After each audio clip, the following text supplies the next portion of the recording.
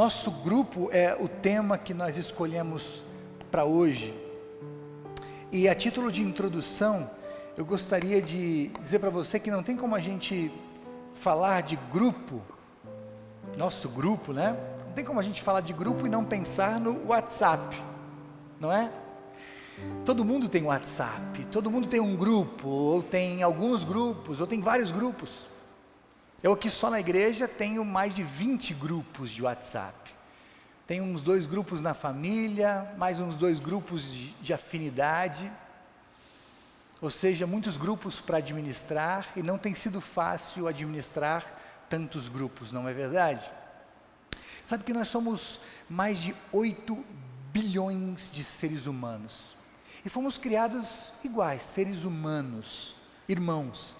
Mas desde o começo, lá no começo de tudo, nós temos uma tendência muito grande de nos separar, de sair do grupo, ou de criar grupos separados, de formar novos grupos. Desde o comecinho, lá no primeiro pecado. Reza a lenda que o primeiro grupo de WhatsApp que Deus criou era formado por Deus, Adão e Eva. Mas de repente, a Eva saiu do grupo. Reza a lenda, fica bem claro aqui, tá? E de repente a Eva formou um novo grupo. Era só Deus e ela. E isso aconteceu porque Deus de repente perguntou para o Adão: Adão, o que aconteceu? Por que vocês comeram a fruta proibida? E o Adão disse: foi a mulher que só me deu. Por isso ela saiu do grupo e formou um novo grupo só com ela e Deus. Brincadeiras à parte, é exatamente isso que nós estamos vivendo hoje no dia a dia, na sociedade, na família, na igreja. Novos grupos sendo criados, grupos sendo divididos. E Jesus vai dizer hoje que não é sobre grupos, sobre novos grupos, sobre divisão de grupos, é sobre Jesus. Jesus vai dizer hoje, na verdade, que não é sobre o nosso grupo, não é sobre o meu grupo, é sobre o grupo de Jesus. E o primeiro detalhe que eu gostaria de compartilhar com você está no versículo 38. O João vai dizer: olha, ele não é do nosso grupo, por isso a gente proibiu ele de fazer os milagres de expulsar demônios. Você acompanhou bem o texto, eu não vou ler o texto de novo, né? Mas o João proibiu o cara em nome do grupo, porque ele não era do nosso grupo, não era do grupo deles. Uma curiosidade aqui, a título de introdução desse primeiro ponto, né, uma curiosidade, é que é a única vez nos evangelhos que o João vai aparecer perguntando alguma coisa. Ele meio que toma o lugar do Pedro, que costumava fazer isso. É o Pedro que sempre perguntava, questionava, o Pedro que respondia em nome do grupo, em lugar do grupo. É o Pedro que administrava o grupo de WhatsApp dos discípulos. Mas de repente o João diz alguma coisa. O João que a gente costuma ver sempre muito amoroso, muito pacificador. Agora ele está diferente, ele está um pouco impulsivo. A gente percebe nessa cena o João diferente. Olha o que João diz: um homem estava expulsando demônios, e o João, em nome do grupo, chega lá e escuta: cara, você não é do nosso grupo, então você não pode fazer isso. O texto diz isso. Tinha um cara expulsando demônios, e porque não era do grupo, ele foi proibido de fazer isso. Interessante é que expulsão de demônios é o primeiro milagre que aparece no Evangelho de Marcos. Sabe que os evangelhos, eles são sinópticos. Os evangelistas viram, a partir do seu ângulo, da sua visão, o que acontecia com Jesus, e a partir do que o evangelista Marcos registra, o primeiro milagre é expulsão de demônios. Na semana passada a gente estudou um pouquinho sobre o milagre de Jesus, que envolvia a expulsão do demônio de um filho, de um cara que estava desesperado, tinha tentado de tudo, e o menino tinha manifestações demoníacas desde muito cedo, e ninguém podia resolver, nem os discípulos, uma parte dos discípulos não conseguiu resolver, até que Jesus desce do monte e resolve. E aquela parte dos discípulos ficou tão incomodada que chega em casa e pergunta para Jesus: Jesus, por que nós não resolvemos? E Jesus diz: olha, esse tipo de demônio só com oração forte, em nome de Jesus. Então o que acontece naquela cena lá, é que os discípulos estavam frustrados, que não tinham conseguido resolver, expulsar o demônio. De repente aparece um cara que expulsa demônios, resolve o problema de um outro alguém, ou de outras pessoas. E aí os discípulos se sentem na obrigação de dizer: não, cara, você não pode fazer isso, você não é do nosso grupo, tal. A verdade é que se a gente trouxer esse texto para perto da gente, para o nosso tempo, para pertinho da gente aqui, de nós por motivos muito pequenos, muito bobos às vezes, muito tolos, a gente vai criando grupos dentro da igreja, a gente vai criando grupos dentro da família da fé, grupos que gostam disso, que gostam daquilo, grupos que gostam mais das coisas de um jeito, mais das coisas de outro jeito, grupos que gostam do culto assim, do culto assado, do culto num horário, do culto no outro horário, do pastor de um jeito, do pastor de outro jeito. E um grupo vai competindo com outro grupo. E aí começa conversas de bastidor aqui, conversas de bastidor ali. E sabe quem sai perdendo com tudo isso? Quem sai perdendo com tudo isso são todos. Quem sai perdendo com tudo isso é a igreja. Quem sai perdendo com tudo isso é a família da fé. Quem sai perdendo com tudo isso é a missão. E Jesus dá um tapa de luva na gente hoje, dizendo: ei filhos, não é sobre grupos, é sobre mim. Ei filhos, é sobre a minha família. Eu quero uma família unida, eu quero uma família que se ama. Eu quero uma família que se cuida, eu quero uma família que cresça na intimidade, que cresça no cuidado. Eu quero uma família que agrega e não que se separa. Eu quero uma família que não sai do grupo, mas que atrai para o grupo, que se ajunta, que cresce em número também, que em vez de tirar do grupo, atrai para o grupo. E um segundo detalhe muito interessante do texto, Jesus responde imediatamente quando João conta isso. Jesus diz: não proíbam. Não proíbam o rapaz de fazer o milagre da expulsão. Interessante a reação de Jesus. Imediatamente Jesus diz: ei, não proíbam o rapaz de fazer a expulsão de demônios, porque alguém que está fazendo isso em nome de Deus, e alguém que faz isso não pode ser de outro grupo. E claro, Jesus devia conhecer o coração daquele rapaz que fazia aquilo. Se você tem a sua Bíblia aberta aí, dá uma olhadinha na página seguinte, olha que interessante.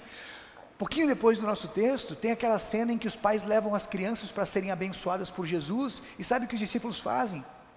Proíbem, bloqueiam os pais, e Jesus imediatamente diz: ei, não proíbam as crianças de virem a mim. Então, em duas cenas seguidas, por duas vezes os discípulos proíbem alguma coisa. Naquela cena anterior tem uma conotação mais teológica, a proibição, né, da expulsão de demônios. Aqui uma conotação mais cultural, porque as crianças, elas eram discriminadas naquela época. Então eu queria que você pensasse rapidamente comigo aqui. Pensa comigo aqui, vamos fazer uma reflexão rápida.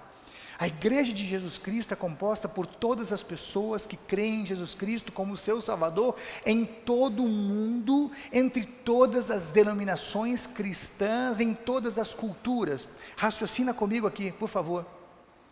Ou seja, no dia em que Jesus Cristo voltar, vai ser salvo aquele que crê em Jesus Cristo como seu Salvador pessoal, a despeito da sua denominação e da cultura que viveu, se na cultura germânica, na cultura latina, na cultura espanhola, na cultura mais brasileira. Absolutamente eu não estou deixando aqui de reconhecer quem nós somos, todas as heranças incríveis que nós recebemos. Só estou lembrando aqui, de um sentido bem macro, que muitas vezes nós ficamos dias, meses, anos martelando em cima de coisas muito pequenas, e sempre as mesmas coisas, de geração em geração, e a igreja não consegue crescer em si mesma. A igreja não se perdoa, a igreja não sai do lugar, a igreja não sai da quadra, a igreja não sai do bairro, a igreja não sai do propósito. Talvez falte a gente ouvir Jesus dizendo: parem de proibir um pouco. Isso não pode, aquilo outro não pode. Espírito Santo quer um pouco de liberdade para fazer a obra. Não é de pensar? Vai pensando aí. Enquanto a gente vai para o último detalhe do texto, versículo 41 diz que se alguém der um copo d'água para vocês, meus discípulos, com toda certeza vai receber a recompensa. Eu tenho certeza absoluta que o João não fez aquilo por maldade. Ele talvez teve um excesso de zelo em repreender aquele cara que estava expulsando demônios. Talvez ele teve um excesso de cuidado. Eu sei que Jesus tinha um grande carinho por João.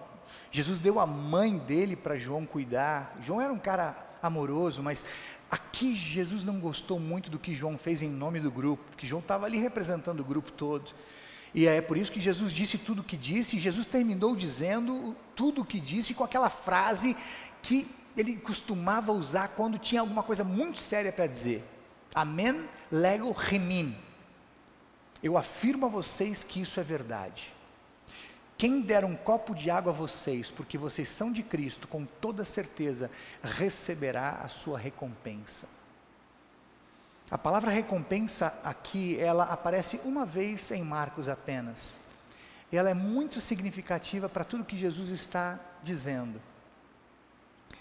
Quem vai julgar o que as pessoas estão fazendo de errado, e usando o que o texto está dizendo, quem vai julgar quem está expulsando demônios, espalhando, afastando, falando mal de Jesus, ou simplesmente não dando um copo d'água aos discípulos, esse alguém é Jesus. Quem vai recompensar se alguém estiver falando algo legal, como por exemplo, fazendo algo legal, como por exemplo, expulsando demônios, ajuntando, aproximando, falando bem de Jesus, ou simplesmente dando um copo de água aos discípulos, esse alguém é Jesus.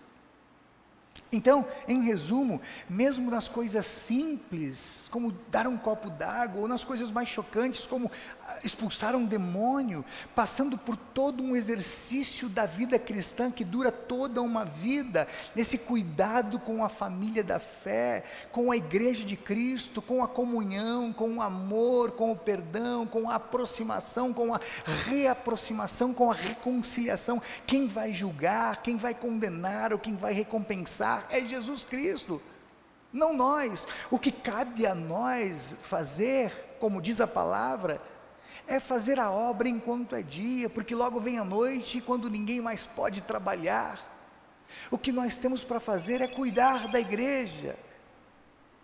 O que cabe a nós fazer é cuidar das pessoas que estão cansadas e sobrecarregadas. O que cabe a nós fazer é juntar, é trazer as pessoas que estão distantes, é acolher, é trazer de volta, é amar, é parar com essa separação de grupos, é juntar todos os grupos, é ir ao encontro de quem está distante, é fazer a missão, é entregar folhetos, é ir ao encontro do perdido. É isso que cabe a gente fazer, é parar de criar grupinhos, parar de sair de grupinhos, é parar de dividir os grupos, é se juntar. Temos uma obra, é isso que Jesus está dizendo.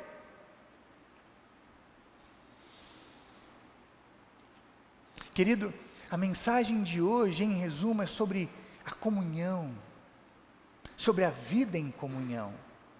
O que Jesus quer que a gente entenda, e quem sabe de uma vez por todas, é que nós somos um grupo só. E o grupo não é nosso, o grupo é de Jesus. A família da fé é um grupo único. A família dos que creem em Jesus Cristo como seu Senhor e Salvador, mesmo que se reúna em grupos menores, espalhados mundo afora, é um só rebanho de um só pastor. Não por acaso Jesus nos ensinou a orar Pai Nosso, Pão Nosso, Perdão Nosso. Nada é meu, nada é só meu, nada é só de alguns, tudo é nosso. tudo é de todos. Ou como disse o pai para aquele filho resmungão na parábola do filho pródigo, ou na parábola que eu prefiro dizer que é do pai amoroso, lá de Lucas 15, filho, tudo é nosso, o que é meu é seu, o amor é nosso, o perdão é nosso, a alegria é nossa, a paz é nossa, a igreja é nossa, a comunhão é nossa, o grupo é nosso, é o pai quem diz. Quem administra o grupo é o pai.